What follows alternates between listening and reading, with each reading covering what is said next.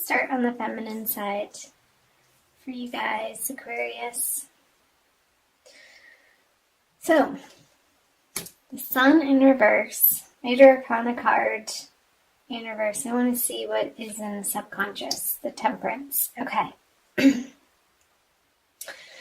also want to see the masculine. I don't usually do this. The Devil. Wow, all Major Arcana cards. And the Seven of Pentacles. So, feminine Aquarius. Feminine, feminine, feminine. You zoom in on that. How are you not feeling light and free in your body, in your experience, in your life in March? I'm recording this on March 14th. It's a little late. I apologize. So I want to say by the full moon, this energy is going to flip. However, let's read it in reverse right now, since that's how it came out. I feel like the feminine Aquarius energies are dealing with the past and not allowing themselves fully to be immersed in the present because it's colored. This card is very colored too, by what's behind them, and the sunflowers are behind them. And I never noticed the little green leaves, and they look a little withered. So by focusing on the past, feminine, in disappointments and loss, in love, your heart is going to feel withered in doing so. You won't be able to feel like you can raise your flag and wave it around in exultation and exclamation of joy in your life if you're residing in some type of regret over the past. I feel like the subconscious, below the surface energies, though, are supporting you in helping you come to realize that this is going on and bringing you back into your full glory and full embodiment throughout the next couple of weeks towards the full moon, I want to say. To bring you back into balance and to bring you back into residing in the knowledge that you are a divine being of light and that at your essence is truly who you are. But you may not be feeling it in the middle of the month, Aquarius feminine. For whatever reason. Everybody's situation is different because we're all individuals. So however that's resonating for you. So there'll be more information up here. Let's move over to the masculine with the Devil. It could be, now that I'm looking at both sides, that the feminine is in this energy of regret because the masculine is over here sort of steeped in his own attachments and desires and mire and a little bit of darkness, and that's affecting the feminine from feeling like she can shine. Because feminine, you're letting it.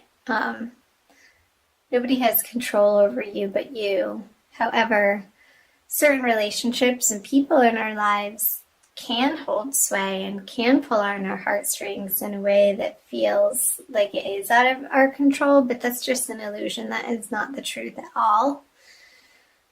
And so the masculine here, dealing with maybe some form of jealousy or addiction or attachment in his life.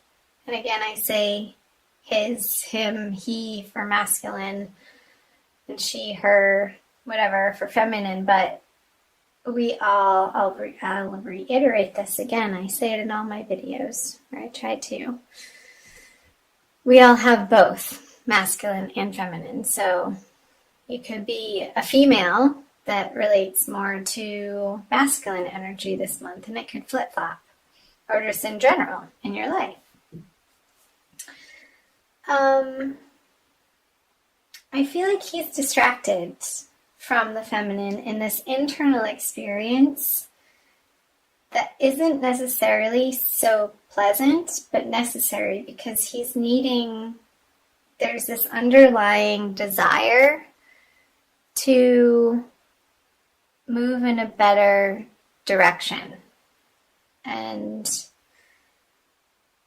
feeling like he has to make a choice, but that none of the choices are really lighting his fire up. Just sort of a ho-hum energy. Been there, done that. Well, what's next? And masculine, I feel like you're, in order to move through that ho-hum energy, to step into a form of gratitude and appreciation for immediately what's in front of you, and things all of a sudden, you could be sitting in the same chair and the next breath feel like everything is completely in hypercolor when before it felt black and white. That's up to you. We're in control of our experience, and what we see in front of us is completely based on our belief system. So I feel like, masculine, you're undergoing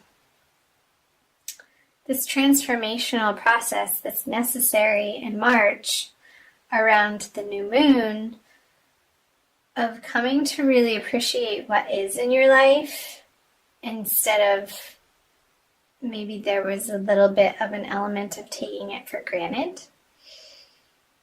And understanding the specialness in something that perhaps has been around a while, and renewing that vigor and renewing that passion for life in a holistic way, not in a needy way, or not in trying to fix something. And not feeling trapped.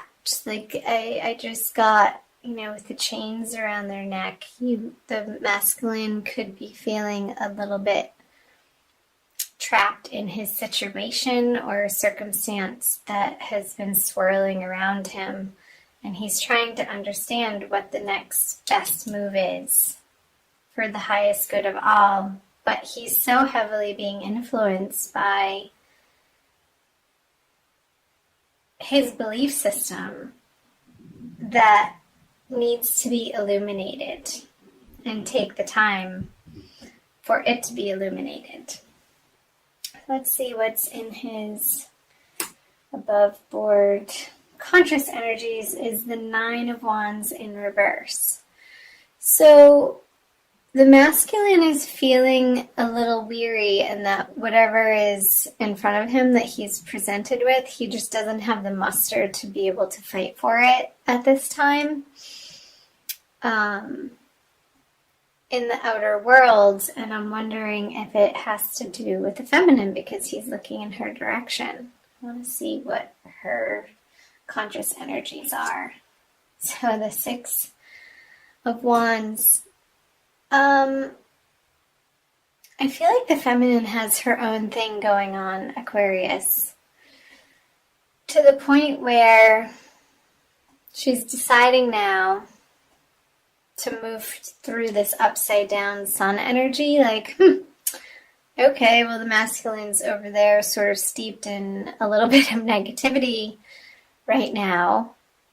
And it's not permanent. It doesn't feel like a permanent energy at all, but something that he's moving through.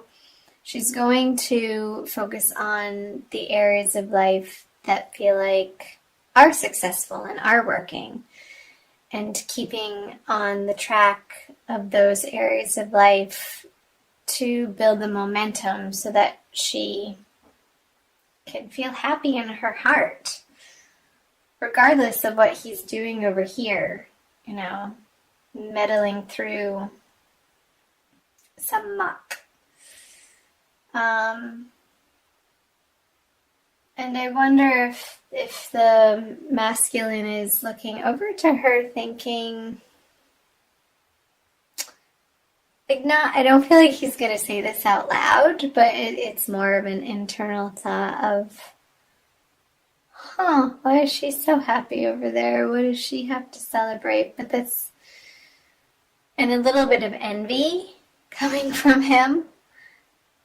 But it's very short-lived, and then it turns into a curiosity to want to know, like, what she's up to and how she's doing it and how she's pulling herself up by the bootstraps and really taking on these healthy patterns and habits and behaviors of her that ultimately act as an inspiration to him.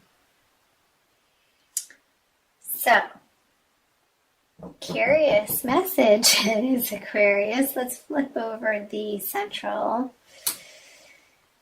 Yeah, there's definitely a disconnect here between the masculine and feminine Aquarian energies in March. There's some sorrow and an effort to understand what happened and maybe what went wrong between two people. And there's a little bit of some dwelling on the spilt cups, when in reality, that's already happened. And there's a process of feeling it to heal it, Aquarius, for both of you. And the circumstance and the situation and all of the details of that, of course, are going to be particular to you in your life. So I want to say, allow this process to happen. Don't fight it. Don't try to cover it up or say that it's not there or put on a tough act or show or skin. Really let yourself feel the sorrow or the loss or the grief in the situation and honor that. Honor that that is something that you're going through right now and it's not going to last forever. I feel like the more that we allow ourselves to experience what feels like the truth for us in the moment, the less of a hold and the less of the grip that it has over anything, over even our emotional state. It shifts when we don't resist it. That's the message. Don't resist this card. Because the resistance, I feel, is pulling him, like rooting him into placing himself just solid in this direction. But not resisting it, the cape loosens a little bit and he can start twirling around and being a little bit more playful with these energies. And then, like, I understand grief. Sometimes it can be so heavy and deep that you just have to laugh almost at the ridiculousness of the experience, and there's a little bit of comic relief around it. And so taking it seriously, but also not taking yourself so seriously, Aquarius. And that's a message for both of you. So I hope that resonated for some of you. Let me know in the comment section below. I also want to pull a Rumi Oracle by Alana Fairchild for you to solidify some advice and these messages for you, Aquarius, both feminine and masculine. So again, I thank you for being here. Thanks for watching. So feel free to share these videos as you feel inspired to. You're welcome to. You know of any Aquariuses that if you're cross-watching and you're not an Aquarius at all yourself, to share with your Aquarian friends. You can also find me on Facebook and Instagram. The links are below in the description box. I always fail to mention that, but as I'm shuffling, I wanted to let you know that. Arise. Yes, number 13. Such beautiful artwork. The distinction and the melding of the light and the dark, they both exist in this card. And the figure in it down here reminds me of the Five of Cups in the center of your reading. and how your guardian angels are watching over this process for you, Aquarius. So I will read to you the poem from the book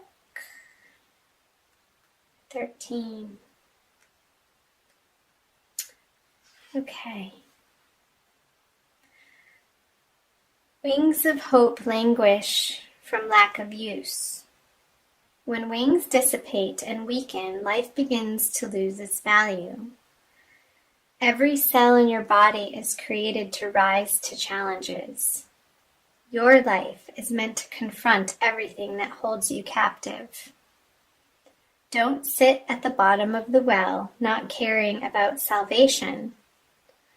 Listen to the voice within calling to you.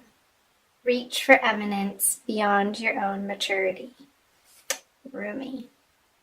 How perfect. This so reiterates and affirms this message of what was coming through in the tarot, you guys, about don't languish in this sorrow alone.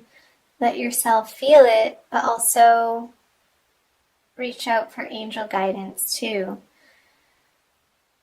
And it will pass. You can move through it. So don't stay here too long, but allow it to happen if that is in your experience, is the message. Okay, Aquarius?